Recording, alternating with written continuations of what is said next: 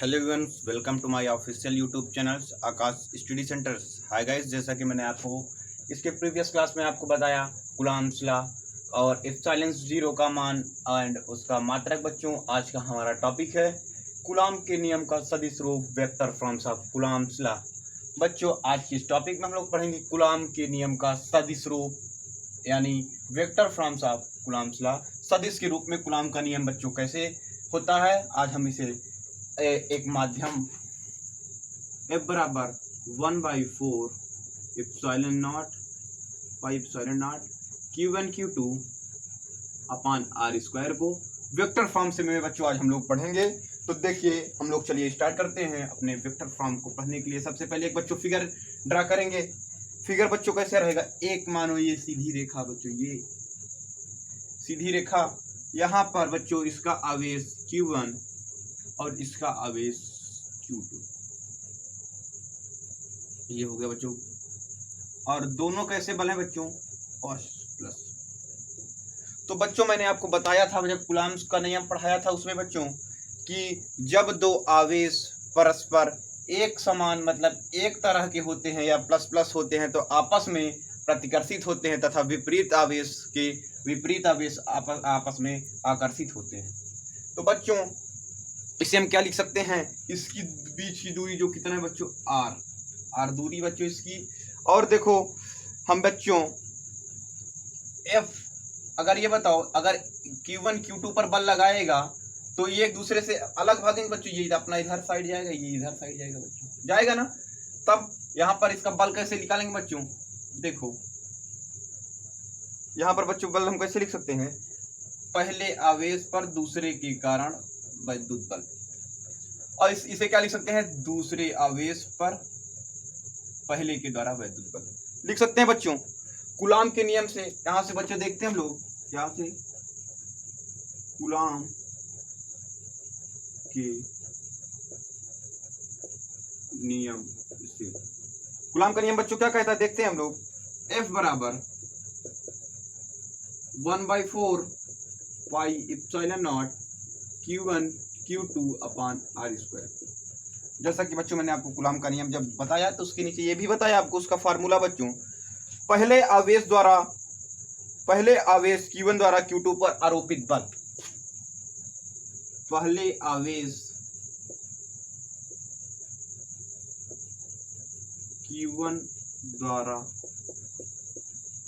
Q2 पर लगाया गया बल। क्या लिखेंगे बच्चों, पहले आवेश द्वारा Q1 द्वारा Q2 पर कितना लगाया जा रहा है, Q1 द्वारा पहले आवेश Q1 द्वारा Q2 पर आरोपित बल, पहला आवेश पहला आवेश द्वारा Q2 पर लगाया गया बल कितना लगाएगा, F12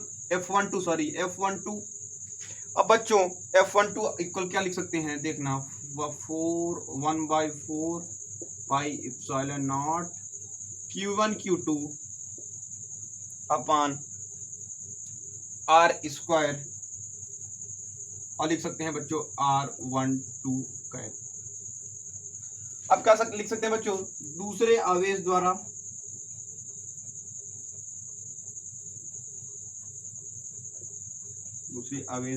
Q2 द्वारा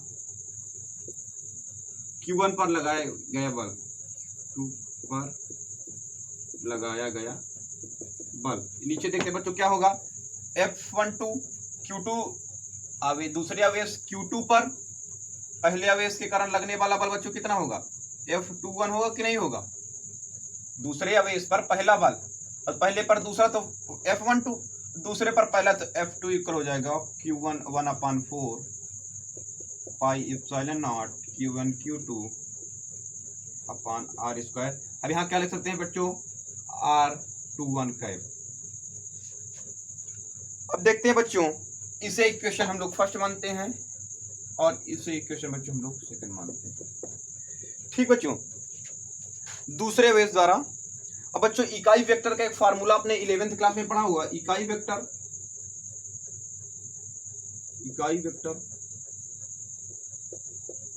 एकांक सदिश बोलते हैं बच्चों, एकांक कुल वेक्टर बोलते हैं, वेक्टर का परिणाम कुल वेक्टर कुल सदिश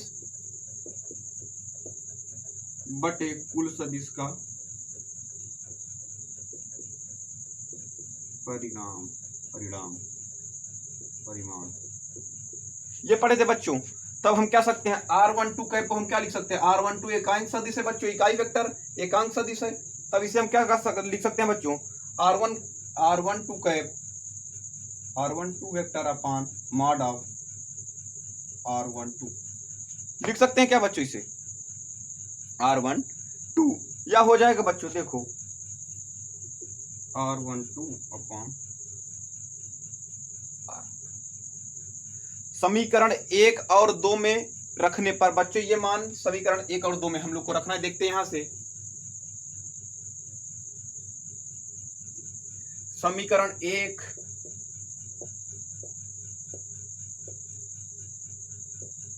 व 2 में मान रखने पर बच्चों हम लोग मान जैसे रखेंगे, मैंने मान रखा इसी प्रकार जैसे बच्चों r12 का निकाले तो इसी प्रकार r21 कल भी निकाल सकते हैं। r21 वेक्टर को हो जाएगा r21 अपान में आ जाएगा r21 मॉड ये आ जाएगा वेक्टर, इसके ऊपर लग जाएगा सदिश। अगर कोई बच्चों सदिश राशि होती है उसका वेक्टर फॉर्म में लिखना होता है तो उसके ऊपर ये सदिश का चिन्ह होता है, ऐसे लगा देते हैं बच्चों को सदिश रूप में हो जाती है। तब देखते हैं हम लोग समीकरण में जब इसका मान बच्चों रखेंगे तो हमें एक देखो f12 में रखे हमने f12 आया 1/4 pi epsilon not q1 q2 upon r square sorry q1। अब बच्चों इसे क्या लिख सकते हैं r12 वेक्टर अपान r लिख सकते हैं ना बच्चों इसे। अब देखो बच्चों जैसे मैंने ये लिख दिया, उसके बाद f21 के लिए हम लिखते हैं f21 के लिए बच्चों क्या हो जाएगा 1/4 pi epsilon not q1 q2 upon r square, ये हो जाएगा बच्चों r21 वेक्टर अपान r। ये हो जाएगा क्या बच्चों कूलॉम के नियम से वेक्टर रूप r12 बराबर r21 समीकरण 3 में रखने पर बच्चों इसे हम समीकरण 3 मानेंगे और इसे 4 मानेंगे बच्चों। अब क्या कर रहे हैं r12 vector equal to r21 vector Coulomb के नियम का वेक्टर रूप r2 समीकरण 3 में रखने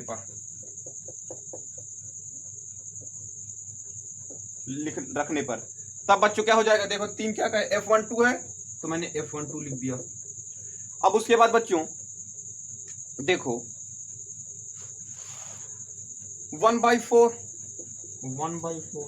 पाई epsilon not q1 q2 upon r square. यहां से बच्चों आपने सिद्ध किया कि r1 या कितना लिख सकते हैं बच्चों कैप r21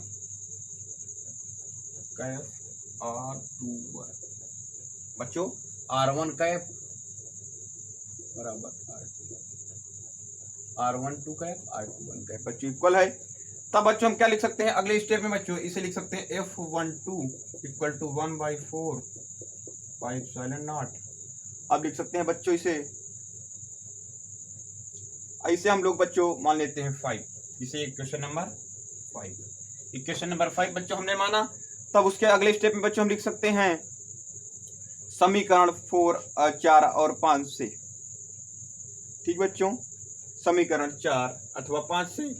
तब हम आगे वाले स्टेप में क्या कर सकते हैं बच्चों देखते हैं हम लोग r21 बच्चों पर।